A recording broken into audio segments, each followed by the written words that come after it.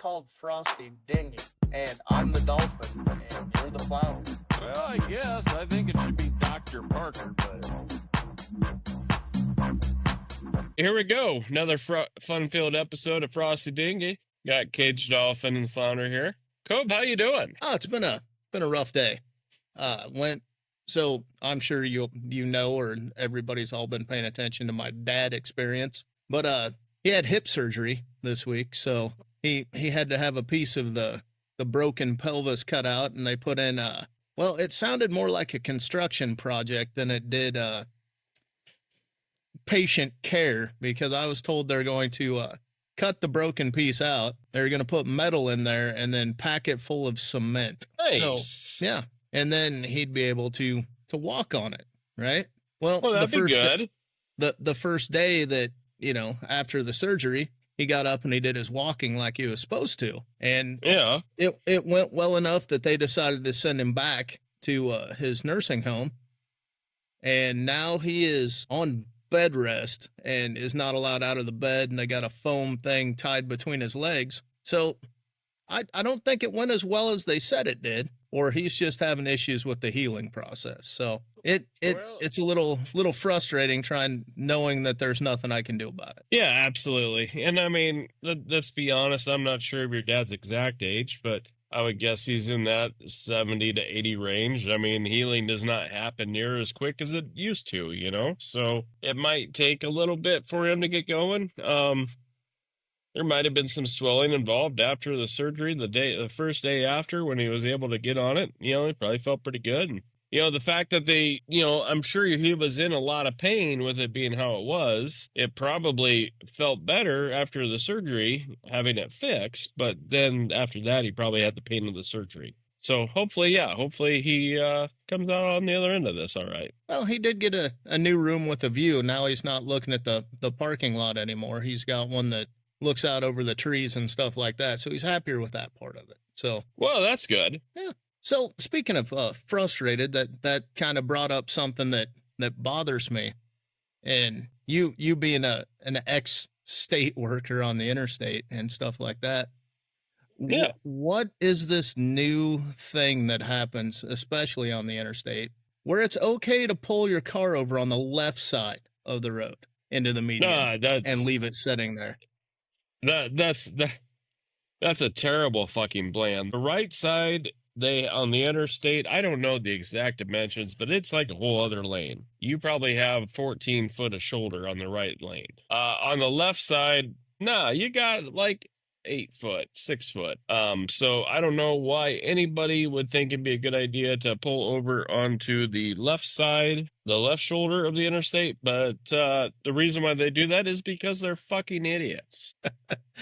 So I was always taught that white line was there for a reason, and the other one was yellow because you're not supposed to cross it. Well, I mean, it's the same way as, a normal highway, right? Like if it, you got your marker lines on the right side, the white lines, and then it's yellow is the median. And if it's solid yellow, you're not supposed to cross it. It's no passing on that side.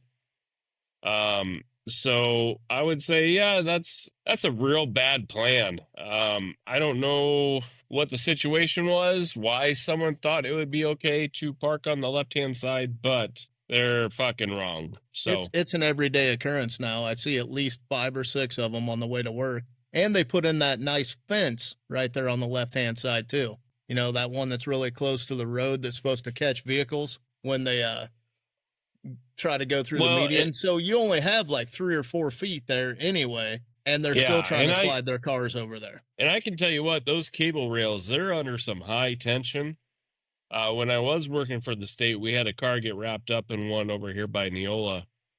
And on each end of the cable rails, there's like a release point where you have to pull out this. I mean, it's just literally a piece of wire, but that's really kind of all that keeps those from like popping up. It doesn't require much because, I mean, they're under torsion or tension, one of the two. But you pull that little wire, then you kick it over, and all the wires go loose. And so, like, we had a car got wrapped up. I don't know if the guy fell asleep or what, but he ended up with that one of his tires, like, in between, underneath the cable rail on the inside of his tire, and there was no picking the cable rail up without knocking the thing over to get it undone. So I think he took out, I want to say it was 12 to 16 of those poles. Those poles are actually, so there's like a footing of concrete in the ground for them that already has a slot there. That way, if they get hit, they're meant to break. The wires are meant to hold, but the posts are meant to break. That way, we can just go back in and slide a new pole in.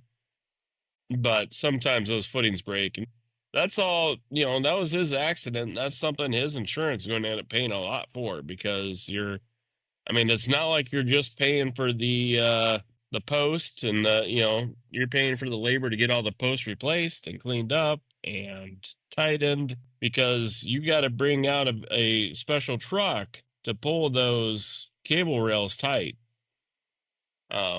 Usually involves closing a lane on the interstate. It's a big deal. So I would suggest paying attention and not getting yourself caught up in one of those, because that's going to be, admittedly, it's insurance that probably has to pay it, not the person. The person probably had like a $500 deductible, but costs insurance a lot of money, which they're going to get their money back out of us anyways, because that's what insurance does. So see, I'm under the belief that we don't really need them most of the places. Like, they don't need to be the entire length of the interstate, in my opinion.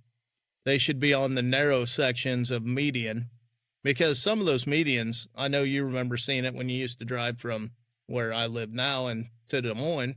You got the medians that are 100, 200 feet apart from the highway on either direction. So, but they still have the cable there when there's really no need for it, except for it stops people from driving through the median to turn around and go the other way. So some of it is like traffic control in case of like hills or like culverts and shit. They'll put them up that way you don't take out a culvert. Because obviously, if you take out a culvert, if that thing cracks, you're doing a lot of work to fix that.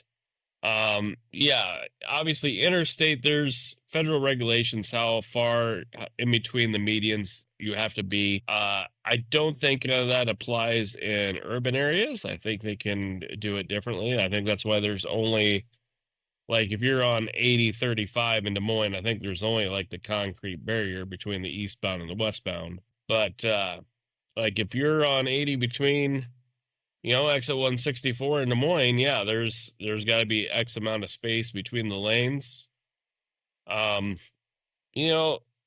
People like to complain about, especially the tow truck guys. They hate those stupid cable rails. But if they save one life because the truck falls asleep and goes into a cable rail instead of oncoming traffic from the other way, is it worth it? Yeah, I don't think I should answer that one, but I'm sure you have an answer, being, a father, a loving husband, and all that fun stuff. Me, I'm like, take her down. I'm like Ron White on the airplane when the engine goes out, but that's just me. Yeah. So I've been watching the old YouTube page that we've got going on over there, and I noticed that you had an interesting comment directed at you that you need to answer. Have you seen that one yet? About I did. Your theory? Yeah, I did. So let's be honest.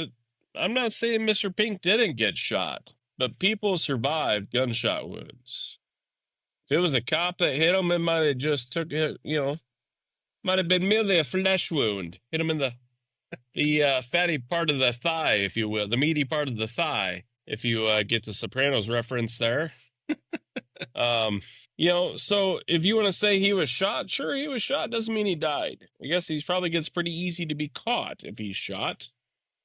Not going to run very fast if he's got a bullet in his ass, right? So. And if you didn't actually see him go down, did he really go down? That's just it. Sure, we heard a gunshot, but also who's to say he wasn't the one that shot the gun? I don't know. Honestly, to be 1,000% fair, it's something that I need to go back and watch again, because it's been a long time since I watched that movie.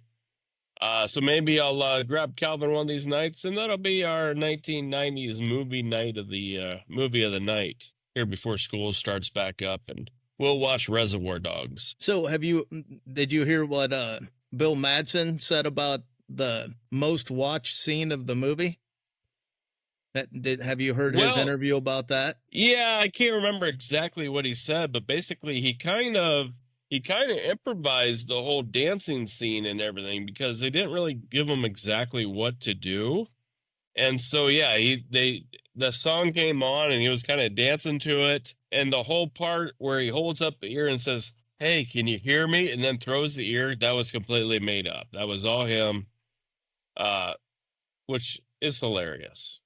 So maybe my second favorite scene of any Quentin Tarantino movie. So what he actually said was that he doesn't know what the hell they were thinking putting him in that scene to begin with, because number one, he can't dance at all, not even a little bit. And he said that they gave him zero instruction on what to do. They told him, do what you feel. So he started dancing around like a jackass and doing whatever, he thought was weird, and they never yelled cut, so he just kept going. Well, and I would say it worked, and for him to say he doesn't dance, I find very funny, because he was the original pick for Vincent Vega in Pulp Fiction, who, of course, has the dance competition with Wallace's wife. So I would say maybe that even worked out for the best. If he's not a dancer, maybe it worked out for the best that it turned out to be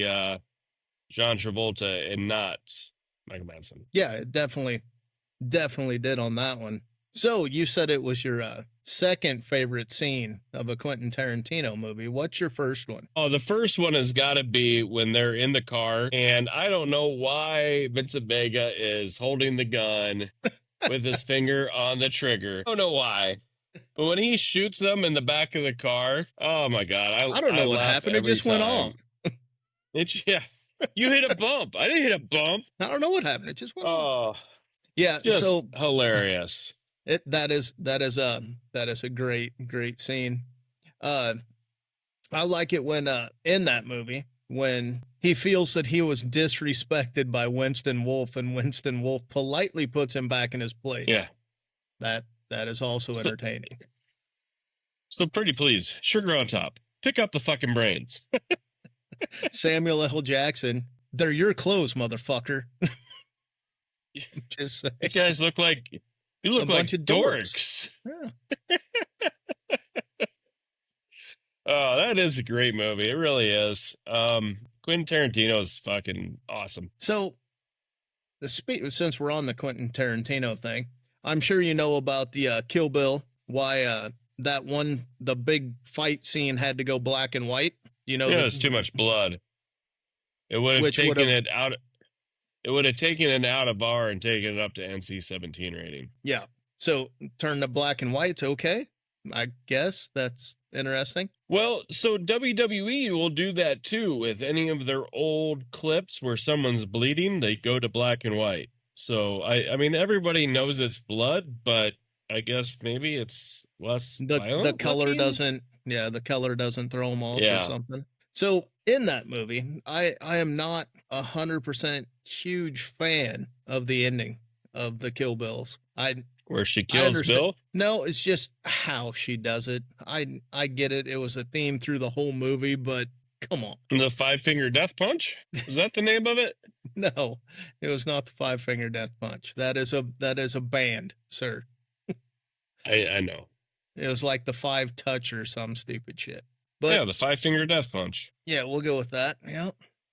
I do like the snatching the eye theory out and then locking her in the trailer. Since you're on the 90 movies and you brought them up, what is, if you had to rate your favorite old school movie from when we were watching a bunch of those movies on repeat, what is your number one all time? Can you even pick a number one? Do you got a top 5? So I would say Shawshank Redemption's up there. That even movie's after amazing. All the times you heard it on repeat. Oh yeah.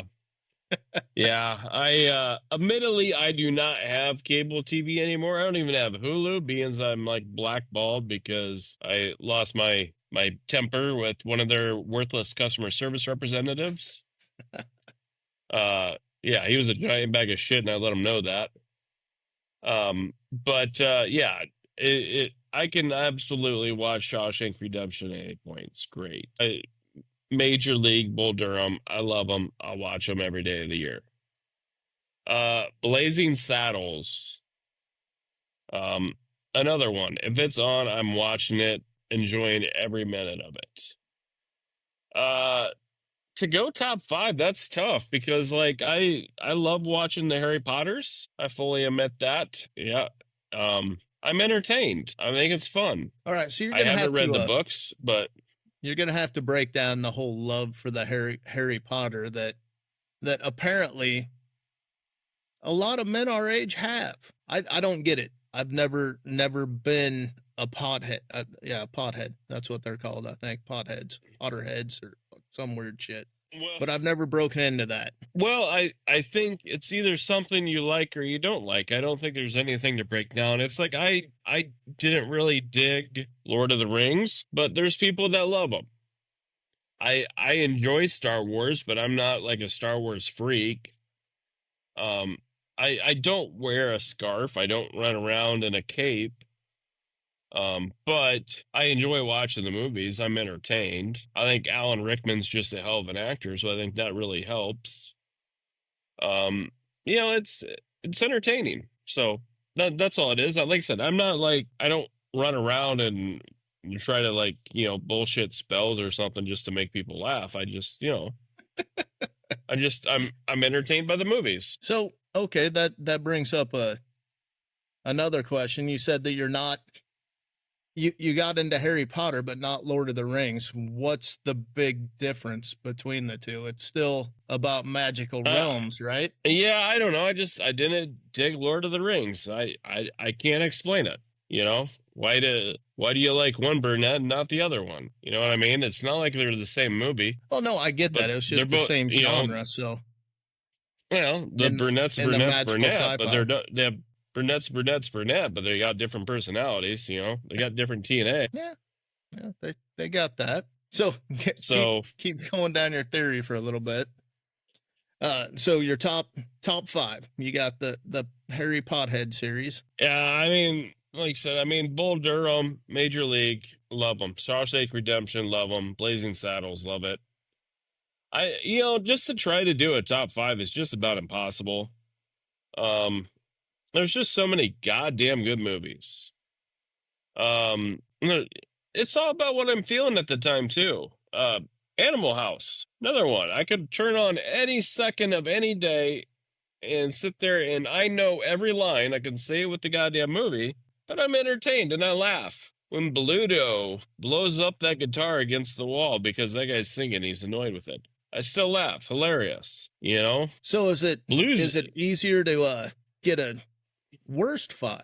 One that's like overrated that you hated? Like, for me, you got to throw out Bull Durham just because of the one actress. Like, I enjoy the theory of the movie, but I am a whiny bitch, and it's okay. I can whine about whatever I want. Yeah. I don't know if so I'm not a person that really will watch a movie, and if I don't like it, I don't continue to watch it in hopes of the movie getting better.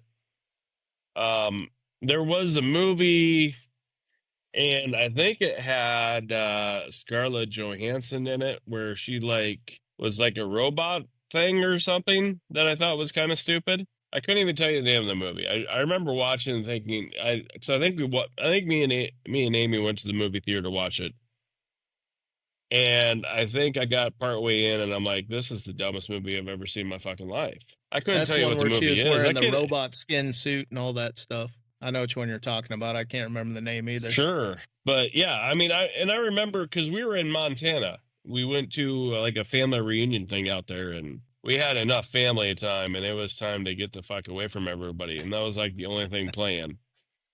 And it was, yeah, it had I not wanted to go back and hang out more with the extended family, I probably would have got up and left the theater. It was terrible. Yeah, I'd have to agree with you on that one. It wasn't the best of her showings, by any means. I think the big selling point on that was more of what she was wearing, not the plot behind it, unfortunately. Yeah. I don't know. There's so many on damn that good one. movies. Big Lebowski. I love Big Lebowski. To try to put up a top 5, that's impossible. You didn't even throw Top Gun in there. Yeah, it's all right. Not a Top Gun fan. It's not that I don't like Top Gun. It's just it's all right, dog. It's just all right with me. Now, License to Thrill with one of the Coreys. It wasn't Corey Haim, I don't think.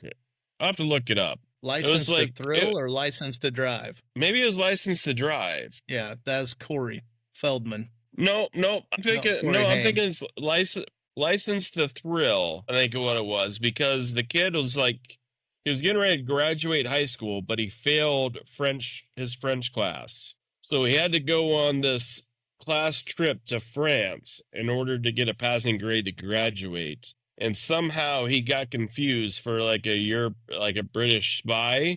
And so that led to hilarity. I'm Googling now. Actually, I accidentally sent that message to somebody instead of Googling it first. So we'll try again. Yeah, I can't think of the name of the guy who it is. It's this is really great radio. Thrill is a ski movie. No, maybe License to Kill then. 1989 film.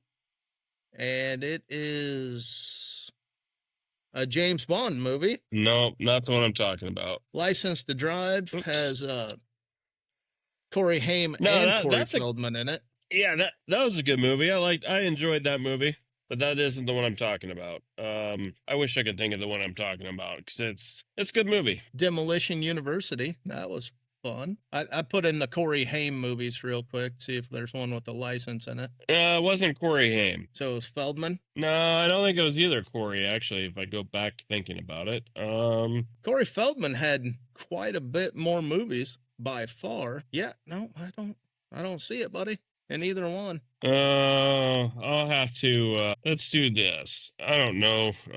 So I'm cheating. It's like, so like you remember the movie Kindergarten Cop? Yes, sir. So the angry mom, she was in the movie I'm talking about, and she was the French teacher.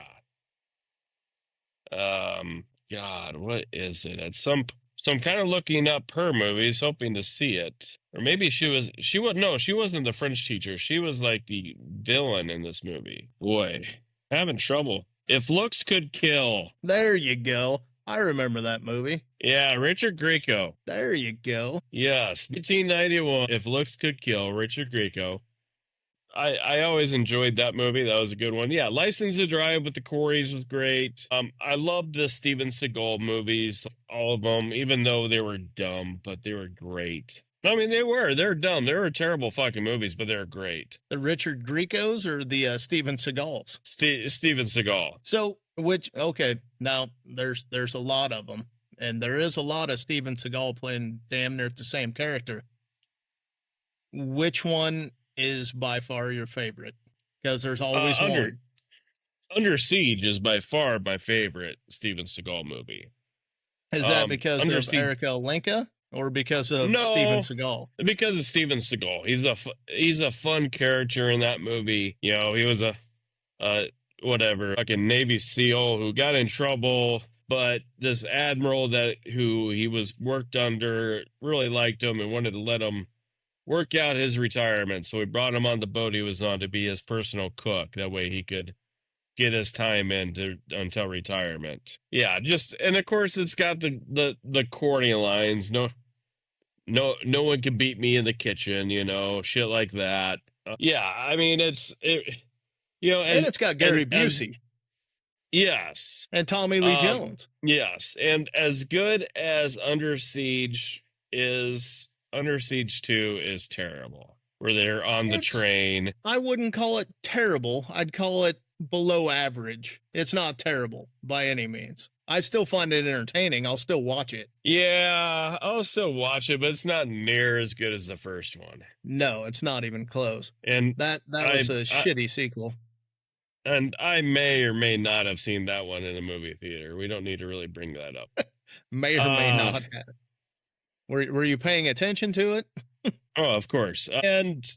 So at the same time, right about the same time frame, I think I remember going to watch like Mission Impossible, the first one with Tom Cruise in theaters. That Um, is the only one I've and seen. Me too. And so I'm thinking I'll have to, I think I see they're on Paramount or something like that. So I was thinking I might have to catch up and try to figure out a time to watch all of the Mission Impossible movies. And I mean, to give Tom Cruise credit, which I hate because I hate Tom Cruise, but it sounds like he does like 99% of his own fucking stunts in this shit, which is just dumb because he does some crazy ass shit that could fucking kill him. But he does some crazy ass shit that could kill him. So you gotta kind of respect that. He made a jump, broke his ankle, finished the scene before he told anybody he broke his ankle. Yeah. He also So only took the job in Top Gun, the original one, because they let him film his own stunts in a fighter jet on some of the scenes. well, who can blame him on that? I'd love to fly around in a fire jet also. Hey, we need to take a quick time out here real quick. I got a fucking dog that needs to go outside. All right. Although I can still talk, my phone, my earphones will still work. You just can't see me. You got a nice picture of an empty chair. So that's normal, except for I can see a chair. Well, there you go. It's either I can see you or I can hear you, one of the two. I mean, let's be honest. So next week we're talking college football.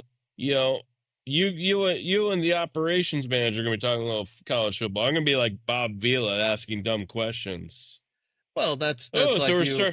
so we're going to start the season with the Buckhorns of Ohio State, and they're taking on, it looks like, the Texas Aggies in week 1. That's So- how I'm going to sound during the. So I The fully admit, like Buckhorns- I love the NFL. I can't get into college anymore. The fucking transfer portal and all that shit's ruined it for me. So it's going to be a whole lot of you and operations manager Scott talking and me saying, why am I fucking hanging out here today? Because you got to have questions, man. Got to break out that interview stuff so when we start having the big guests on here. There we go. That's it. That's the reason. Have you reached out to your biggest constituent you want on the podcast yet? Have you sent him a DM, tried sliding in there, see if you can get him on here? The people from Sweden? No. Your favorite little British bastards. Oh, shit. I forgot about Josh and Jay, son of a bitch. You got to DM them, man. They haven't been on my algorithm or whatever the fuck they're called on TikTok lately. I haven't seen much of them. So, okay, so you're putting Josh and Jace right up there at the top of people that you want to get on here.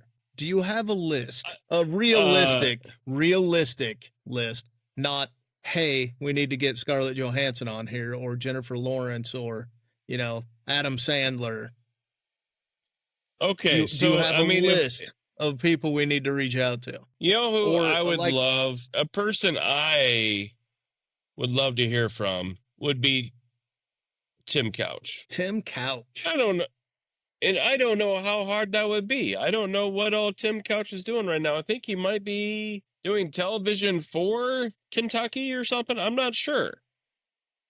But like I was a Couch supporter, it was one of those things when it came to between that whole deal with him and Kelly Holcomb and I'm not saying it was personal between Tim Couch and Kelly Holcomb, but the fans, they wanted one or the other. It was kind of bitter, actually, if I remember right. And I was always more of a Couch guy. And it was unfortunate. The NFL, they gave, when the Jaguars and the Carolina Panthers came in, they both made the championship games of their respective conferences in the second year. Like, their rules that they got for their expansion draft was a lot easier than the rules that the Browns came into under 99. It was bad.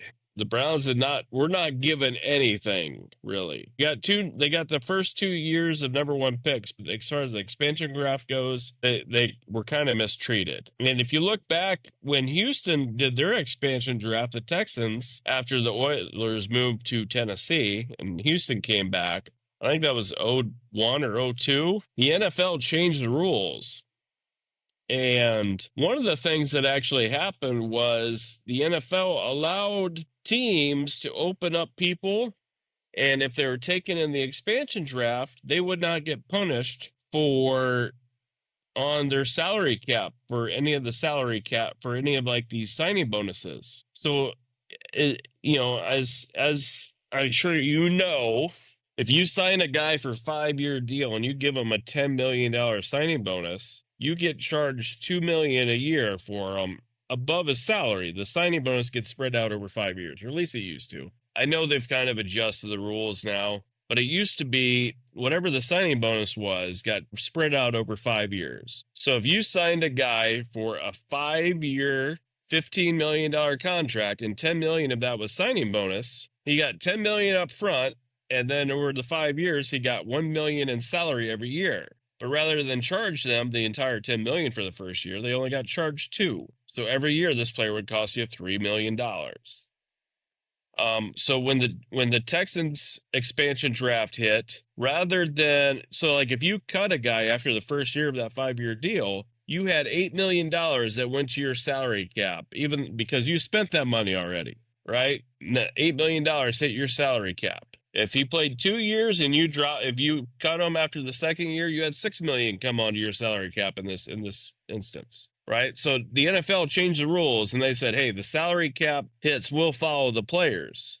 So there was all these players that were good players, but had high cap numbers that got left open for the Texans to take. And there was a lot of backroom deals with that. It was like, I think it was the Jets. The Jets left a very promising guard or tackle unprotected. And the deal was the deal the Texans and the Jets made were like the Texans were like, hey, we will take this player off your hands, which will help your salary cap, but you need to give us this tackle. You got to eat also. some of it. Yeah. No, so the Texans took all the money. They didn't have any dead cap. They were able to spend their entire whatever at the time. But so like they took the tackle with their second pick, and then they came back with like the third pick and took that expensive ass linebacker that the Jets wanted to get rid of but couldn't afford to at the time. So the Browns really got screwed in their whole expansion time period because the NFL was too nice to the Jaguars and the Panthers when they did it, and so they screwed the Browns over with it. And then realistically, the Texans kind of still got screwed, but it wasn't near as bad as the Browns got. Well, didn't the Browns get screwed on how they left the town anyway to begin with?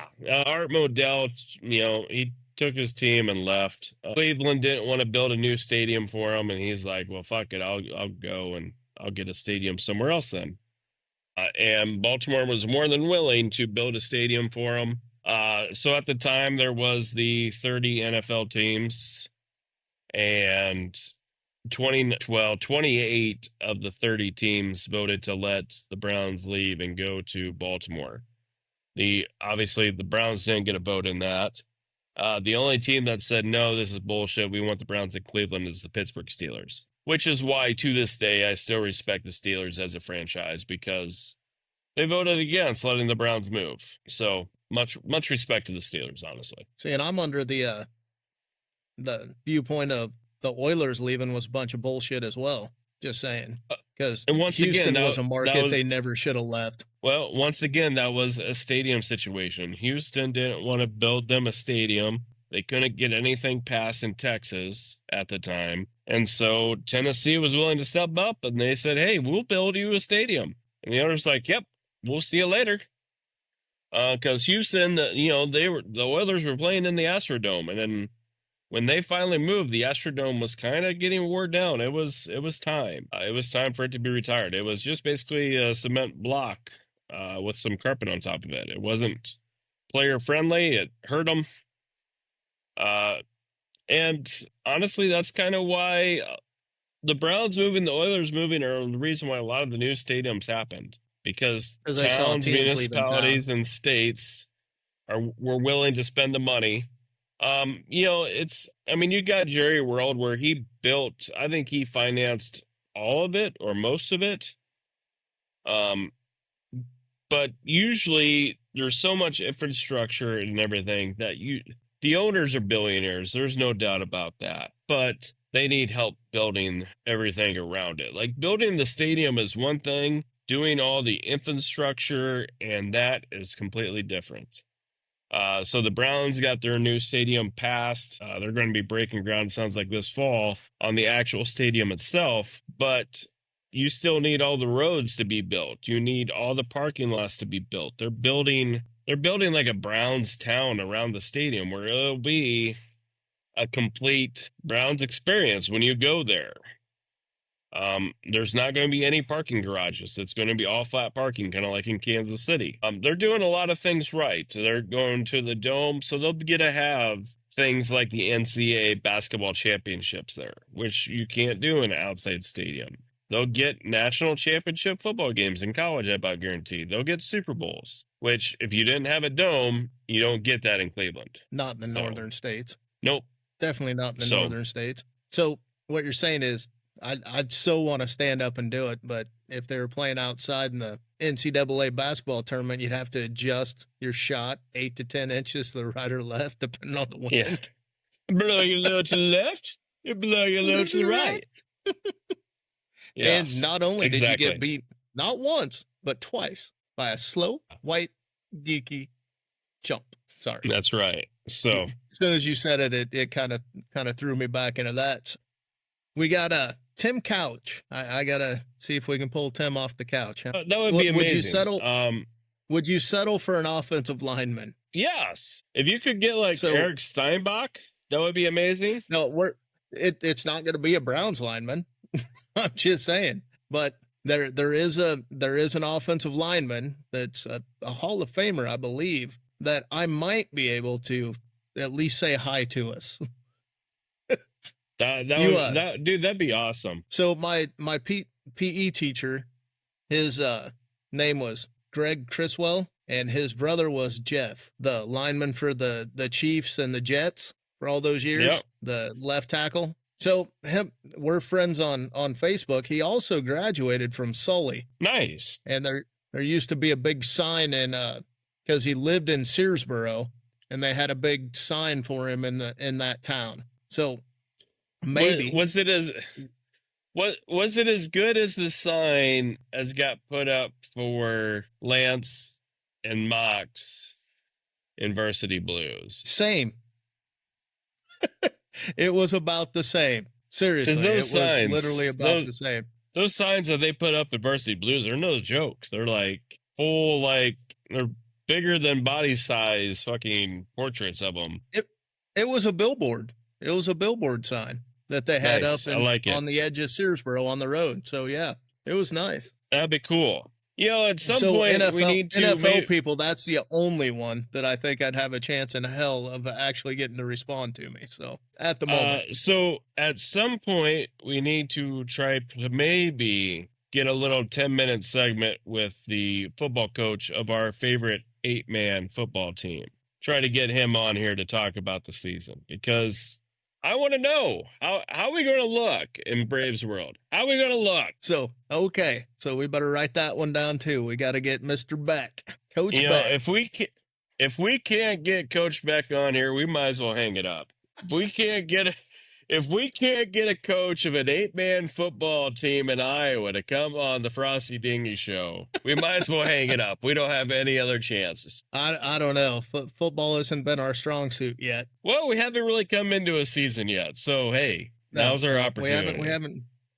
Maybe pickleball is our thing. Maybe we should start studying pickleball and ping pong and a little bit of badminton. Well, I'm just saying, we have a Mexican listener now, so maybe it's football we have to talk about more. Maybe more football, maybe less football and more football, which I don't know shit about that sport. Other than what I've learned from Ted Lasso and FC 24, I don't know anything about it. So I know it's a lot of running on a field that's way too big for that little of a ball. I'm just saying that's a lot of running. Yeah, I was never good at that true. sport. I was good at the tackling people, and I was a horrible goalie. because I was too short. But I I've could kick I've the ball a never hell of a long ways, though. I've never actually played the sport. I guess maybe PE, but I don't even remember that being a thing. Um, I I excelled at remember rugby. another one I've never played. It benefits the bigger bodies in the rugby, Yeah. not the people that.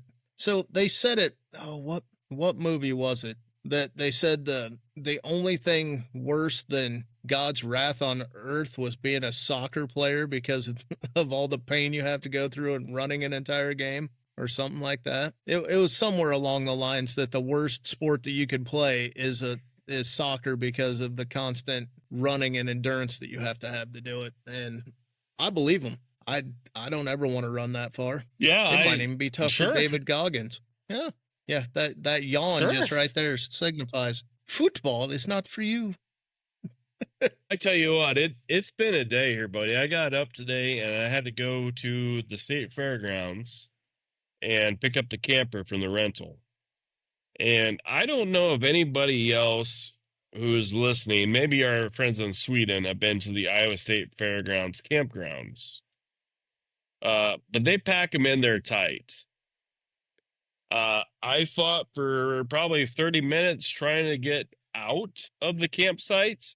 Finally, the camper, it was an RV or whatever, like a mini Winnebago thing, drivable, pulled out behind me, and at that point, I could back up enough where I was able to make a right-hand turn opposite of where I was going and get out.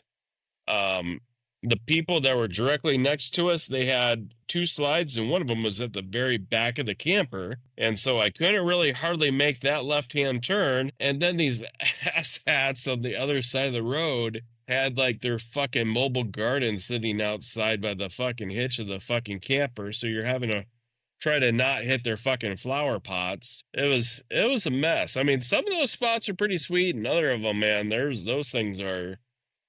There's one RV, I think it had a custom made leveler thing. Like it had to be like, I bet they had it custom made because the wheels were parked on the ramp, and the ramp was probably at least a good 4 to 5 feet off the ground, but the back wheels were on the ground. Like they're on that kind of slope. So I think they custom made this thing just for this camp. So Wouldn't surprise me. I never in a million years would camp at the Iowa State Fair. That would be the last place I'd want to camp. So I don't think people camp there because they want the camping experience. They camp there because they don't want to drive back and forth to the fair every day. Yeah, no, I understand which I that, get. but I'm not sure I could. Well, number one, I don't want to be in the state fair every day. First of all, well, and no ambition to go to the Iowa State Fair, but I understand why people do. I get that. Yeah. Well, there's all kinds of kids with the animals and shit, but it's not. Yeah. We went in today. We saw some things. It was STEM day at the fair, science and technology and shit, engineering stuff. I got some nice pencils and some koozies and shit like that from companies giving shit away. But realistically, there's my the fair's thoughts one on of the those state things fair. I can do once every 10 years. I mean, yeah. Well, and poor you gotta damn near drive right by the motherfucker to get to work every day for the last 2 weeks. Actually, no, I come around the other way every day anyway. So I go up to university at 2:35 and come off there. And then I don't make it quite to the fairgrounds before I have to turn. Now, when I have to go to Pella after work to get the Jeep serviced, and I have to drive by through the state fair traffic, that's horrible.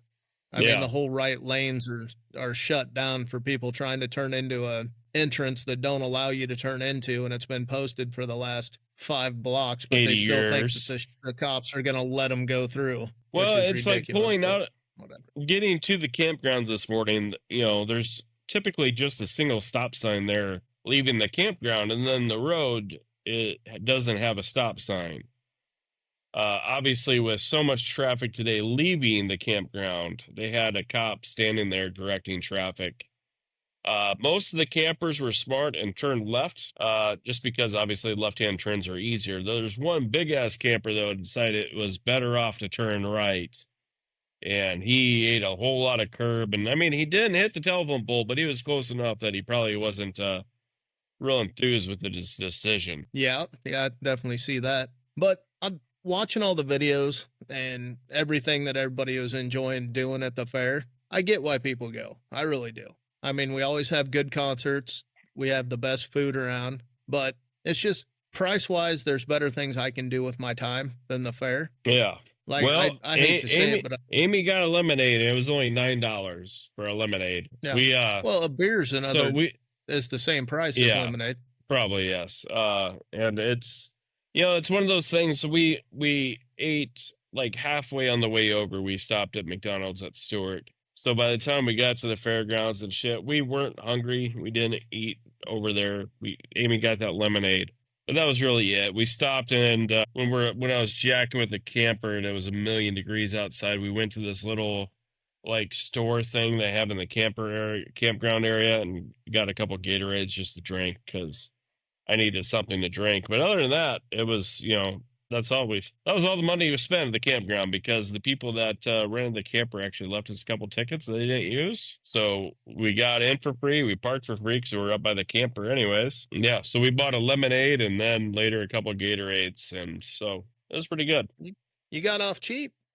I've seen people go to the fair with like $20,000 and come back broke. Well, I mean, believe it. that And was their I mean, week. They save up for it all year round, and I understand it. It's them going to the fair would be like us going to sporting events for a solid week. well, and some of it too is that's where they do their shopping. I know when I was at XPO, we all of a sudden we got these weird fucking liftgate deliveries going down to the middle of fucking nowhere in Iowa. Like, and it was beds. The people had bought beds at the fucking Iowa State Fairgrounds at like the varied industry building. They have all those vendors in there. And they bought Yeah. beds, and then they got shipped on us, and we had to do liftgate deliveries to fucking like Sharpsburg, fucking Iowa, to drop off these people's beds. Yeah. All right, hold on. No, I get Quick it. time out. I gotta go You bet. gotta go switch the dogs. Time, new pitcher. So we're back. You betcha.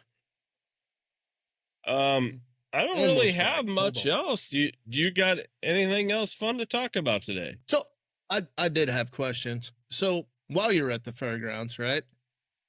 Yeah. What you went just to the industry buildings, right? Did you go down the main drag past the stadium at all? The To where it stadium. goes to where like the big concert venue? Oh, It's not really a I didn't go stadium, that but far. it's the concert venue We on the went- track. We went by the free stage. We didn't go all the way over to the paid stage, the grandstand. We did hit the ag building where the butter cow is, and it was the buttered Toy Story characters this year. That was kind of neat to see. That's where they had all the horticulture plants and shit. You could guess the weeds. That was a fun one. So We went into whatever you we went into the showroom and watched a little bit of a dog show. It was kids showing dogs. That was fun, just because I love dogs. And it was air conditioned, so that was kind of nice. And then we spent the rest of the majority of the time in the varied industry building. So what do you got for your closing remarks this week? Anything fun? Any recipes you want to throw out there? I did a lot of cooking this week, which I enjoy cooking. I used the flat top. If you want a decent fajitas, that you don't want to have to fucking cut all the veggies and meat and shit yourself. Hy-Vee Food Stores does a beef fajita mix in their meat section and a chicken fajita mix, and they're pretty good. I enjoyed them. Well, outstanding. Well, I guess that'll wrap us up. I know next week's going to be tough because we're talking college football. The week after that, we're talking NFL football. Yeah, so next week we're supposed to have operations manager Scott with us. Well, The week after that, it sounds like making his Frosty Dinghy debut on a non-live will be Steeler coming in to talk NFL with us, which that'll be fun. Who knows? I might try to find someone who knows a hell of a lot more about college football than me, and I might get him on here also. You might not even know, and all of a sudden we'll have a random fourth person Outstanding. talking college football. No promises, but we might. all right. I look forward to it. We'll see what we can get going. Sounds You good. Have a good yourself week, a Kobe. lovely evening, sir. You too. Bye now. All right, buddy. Later. It's called Frosty, Dinghy, and I'm the dolphin, and you're the flounder. Well, I guess. I think it should be Dr. Parker, but